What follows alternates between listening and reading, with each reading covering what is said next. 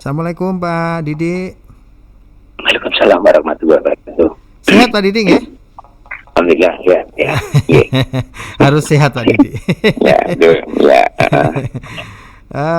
Langsung saja Pak Didi memberikan informasi tentang perkembangan COVID-19 yang ada di Kota Blitar. Monggo. Ya, oke. Selamat sore pendengar Mahardika berbahagia. Saya mewakili juru bicara gugus tugas COVID-19 Kota Blitar akan menyampaikan perkembangan data jumlah kasus COVID-19 pada hari Minggu tanggal 19 Juli 2020. Jumlah kumulatif orang dalam risiko atau ODR 3.033 orang bertambah 27.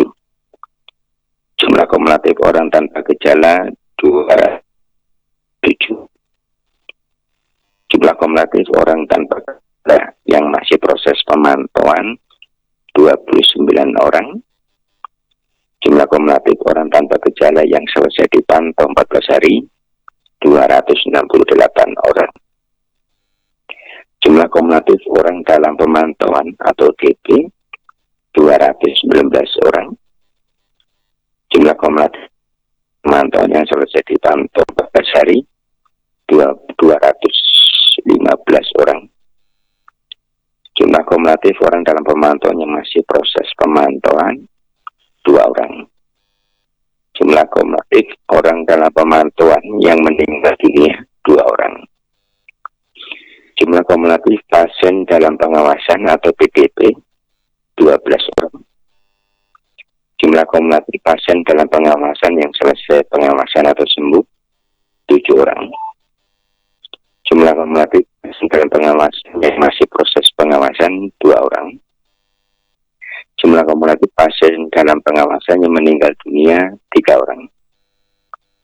Jumlah kumulatif kasus konfirmasi 30 orang. Jumlah kumulatif kasus konfirmasi yang proses perawatan 17 orang. Jumlah kumulatif kasus konfirmasi yang sembuh 11 orang. Jumlah kumulatif kasus konfirmasi yang meninggal dunia orang.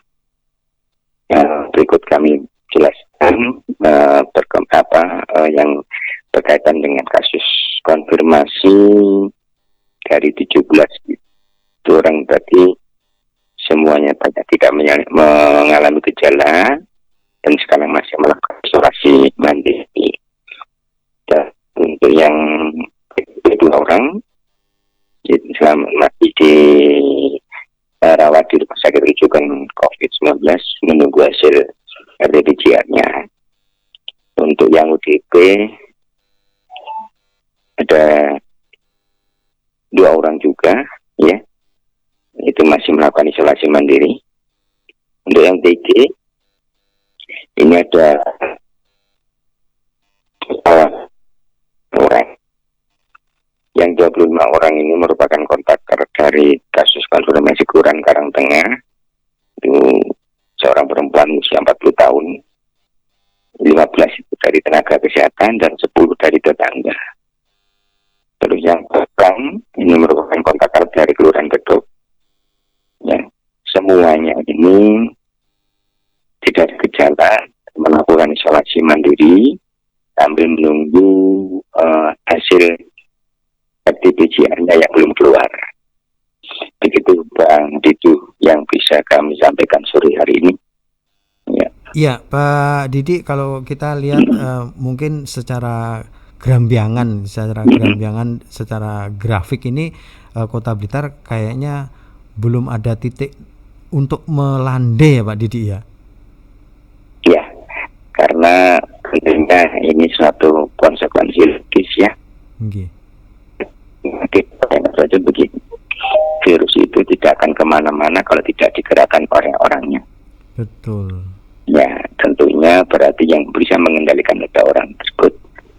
Karena saat ini sudah semakin banyak transportasi, semua bergerak, jadi ekonomi harus berjalan, semua ikut konsekuensi logis. Betul. Otomatis akan menjadi yang bisa kita lakukan adalah pengendalian diri masing-masing, penerapan protokol, terutama dalam masker. Ya, yang ini harus betul-betul dimanapun, kapanpun berada. Ya, Itu, betul. ya. Karena memang yang namanya COVID-19 ini masih ada dan masih belum reda. Iya, Pak Didi. betul. Karena disiplin diri ya Pak Didi ya. Iya, karena penularannya kan melalui droplet ini. Betul. Jadi kalau maskernya tidak ada masker, berarti kan dropletnya keluar. Kalau ada masker, tentunya bisa melindungi diri dan orang lain. Nggih, nggih. Pak Didi, mungkin ada yang bisa disampaikan lagi untuk mengenai biar yang masyarakat ini mendisiplinkan diri lah gitu loh, jangan nggak usah harus dikejar-kejar, nggak usah harus ditakut-takuti ya, apa gitu loh yang harus kita sudah banyak yang kita lakukan ya Pak Didi nggih.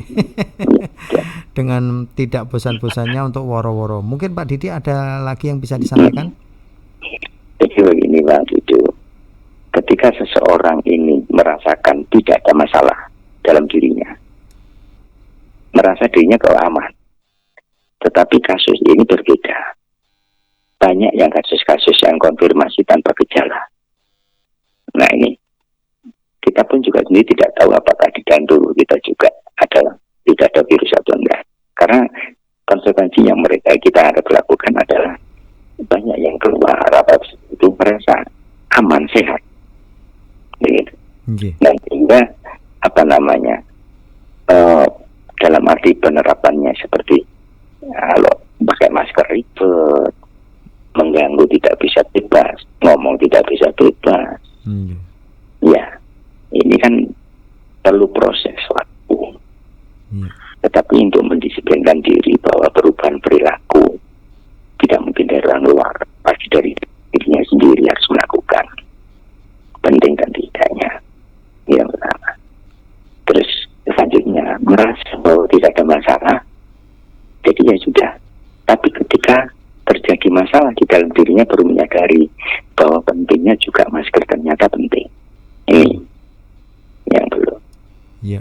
Jadi ibaratnya orang itu mengalami dulu baru sadar. Gitu. Nah ini yang jadi masalah di situ ya. Iya betul. Baru juga ini. Tapi kalau selama belum mengalami, dia merasa bahwa tidak ada masalah. Jadi kita apapun berusaha, tetapi kan tidak putus bahwa pemberian informasi, sanksi, ya, ini kan proses berjalan terus. Tapi ketika sanksi selesai, dia merasa sudah selesai.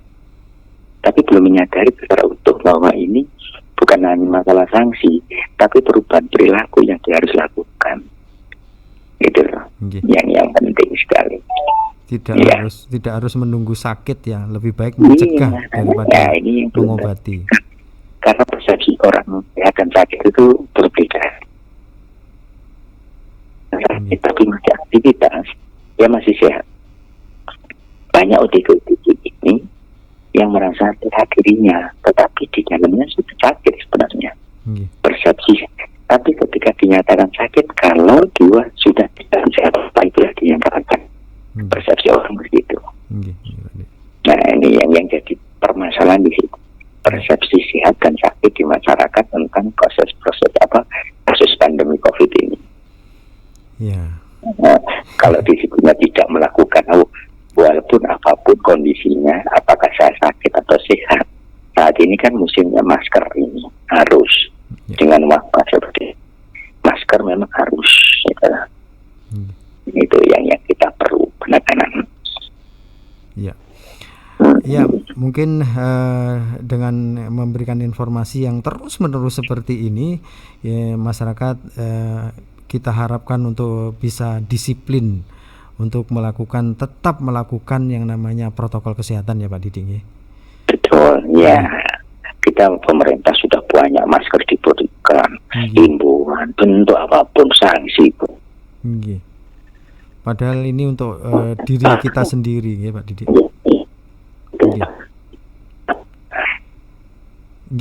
Pak Didi. Terputus-putus. Oke, ya. Terputus-putus tadi. Oke. Terima kasih Pak Didi Jumianto atas waktunya dan mungkin masyarakat harus lebih tertib atau mendisiplinkan diri dalam menjalankan protokol kesehatan. Sekali lagi terima kasih Pak Didi.